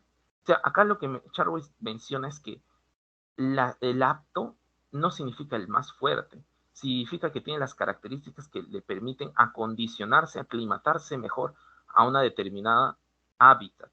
¿Ok? ¿Listo? Pero tú sabes que en una zona no solamente vas a encontrar un solo tipo de población, vas a encontrar varios, pero va a depender de ese estado de aptitud, la cual va a permitir esa mayor probabilidad de existir, de sobrevivir, ¿no? La lucha por la existencia. Pero ¿qué sucede? Con el paso del tiempo se descubren las mutaciones, porque Darwin, ¿qué decía? Darwin ya consideraba que las características de un ser vivo cambian. El problema es que él no sabía cómo. Entonces, con el paso del tiempo se descubren las mutaciones y es Hugo de Bryce quien propone la teoría de las mutaciones, en la cual él dice que la evolución es producto principalmente de las mutaciones. Claro, pues, ¿no?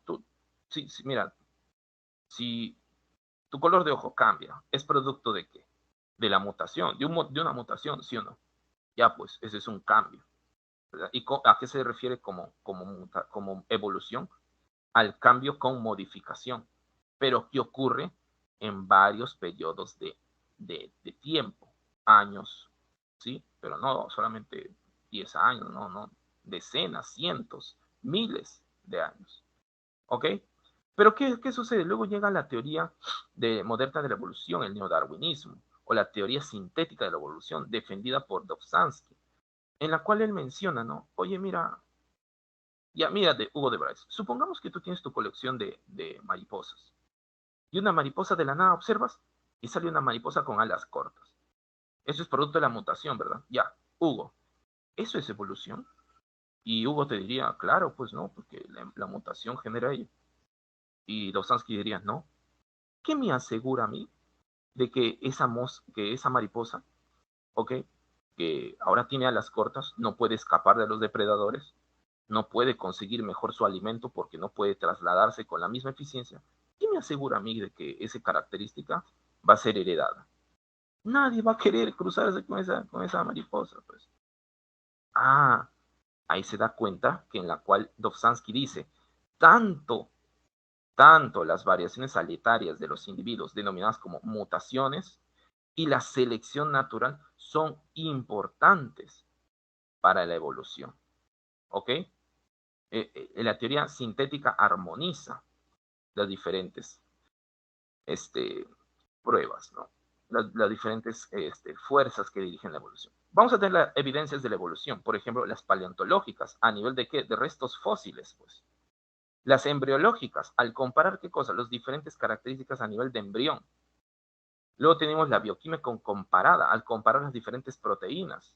Por ejemplo, una vaca, un cerdo, un cordero, un caballo, todos ellos regulan la concentración de azúcar en su sangre. Y todos lo hacen a través de una proteína, la insulina. Pero hay ciertas diferencias entre las insulinas de todos ellos. Pero el hecho de que compartan todos insulinas, todos tengan insulinas, pero con ciertas variaciones, ¿eso qué quiere decir?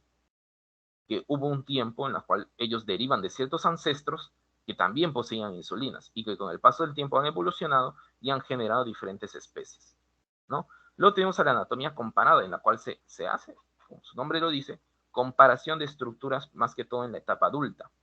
Y vamos a tener a los conocidos órganos análogos y los órganos homólogos, en lo cual los órganos homólogos hacen referencia a ese tipo de órganos en los cuales hay una ascendencia en común, pero no cumplen una función, una misma función. En cambio, los órganos análogos no poseen una ascendencia en común, pero sí tienen la misma función. Por ejemplo, ¿no? Órganos análogos. El topo y el grillótopo son organismos que, está incorrecto decirlo así, organismos evolutivamente lejanos, ¿sí? Porque el término correcto sería filogenéticamente lejanos, pero no te voy a decir ese término si no vas a volar.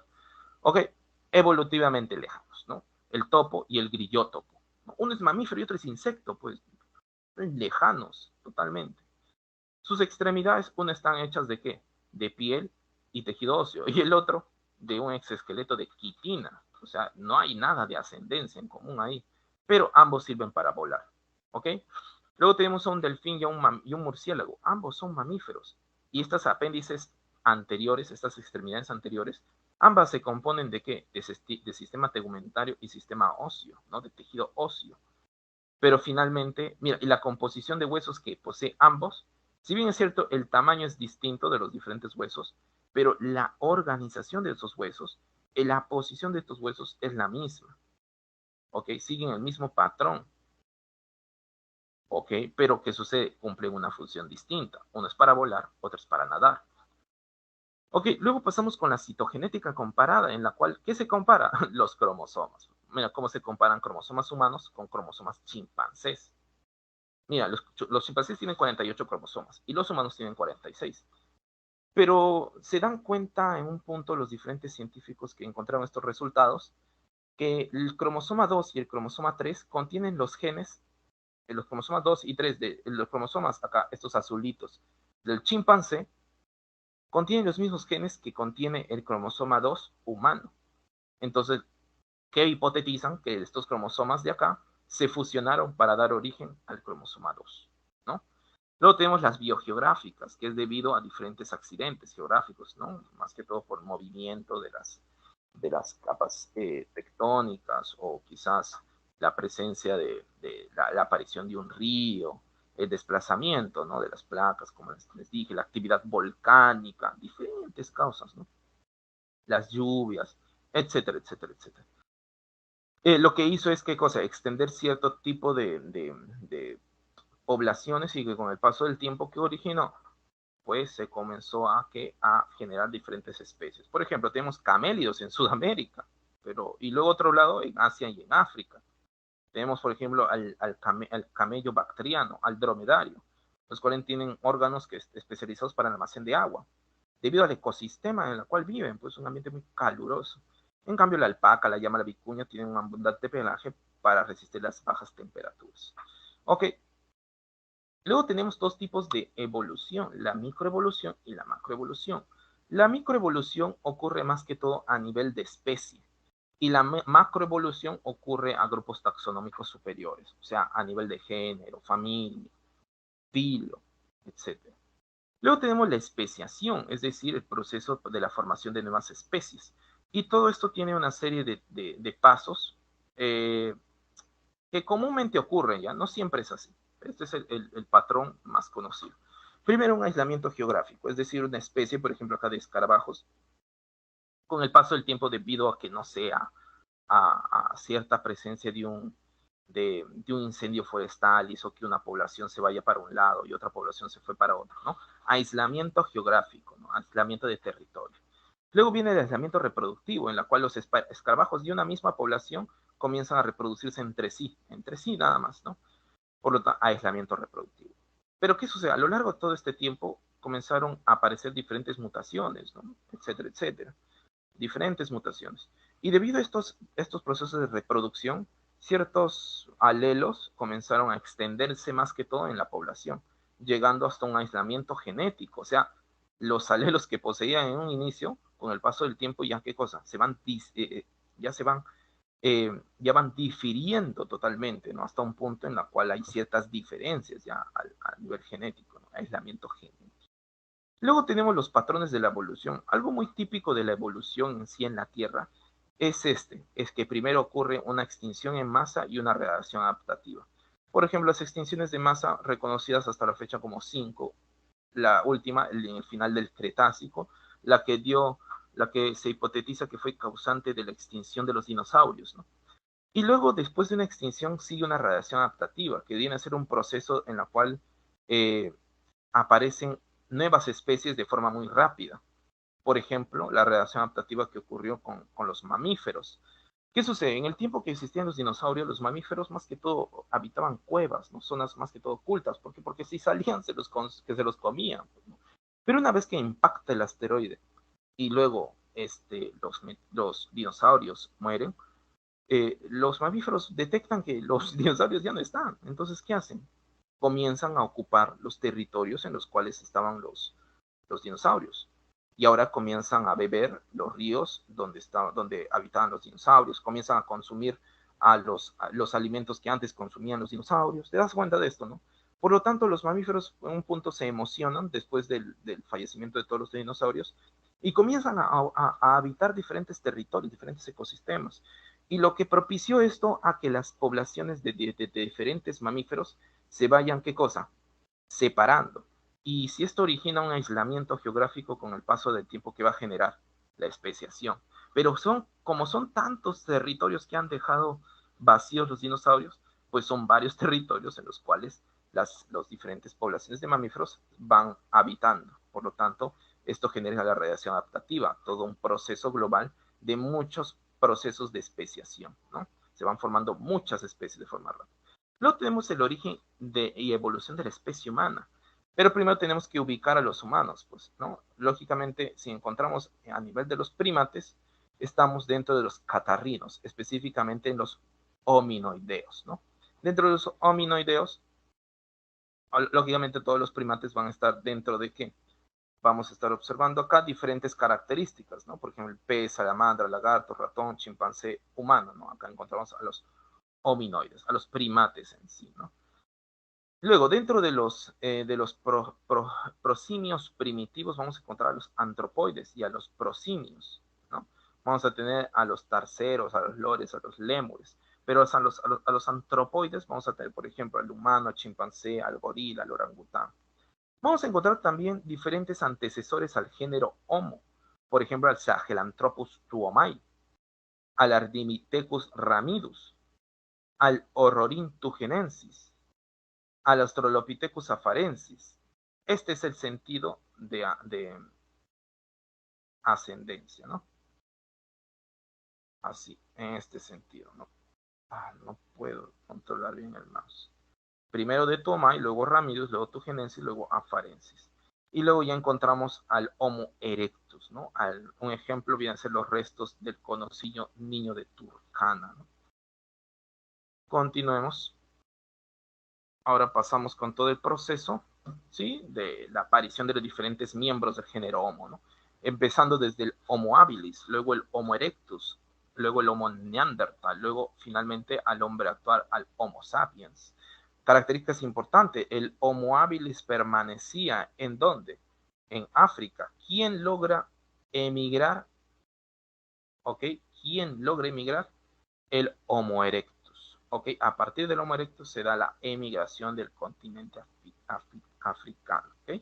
En el Homo habilis construían chozas, fabricaban instrumentos rudimentarios, etcétera, etcétera. El Homo erectus lograban, ¿qué cosa? Habitar en campamentos y cuevas, y además, algo importante, aparte de la emigración, el descubrimiento del fuego, ¿ok? El nombre Neandertal, eran cazadores, vivían en grupos, enterraban a los muertos, y estamos observando cierta conciencia por parte de ellos, ¿no?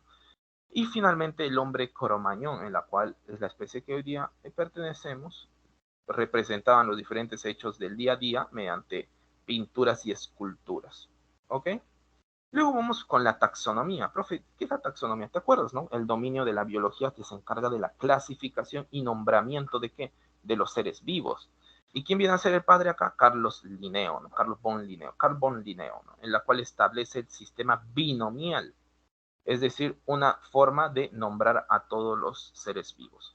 Binomial, basado en dos nombres. Por eso es que vamos a tener un primer nombre que hace referencia al género y el segundo nombre que se denomina como epíteto específico.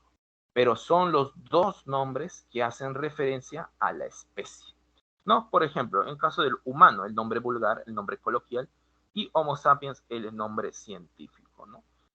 Ahora, quiero que tengas en cuenta que nosotros formamos parte de una especie.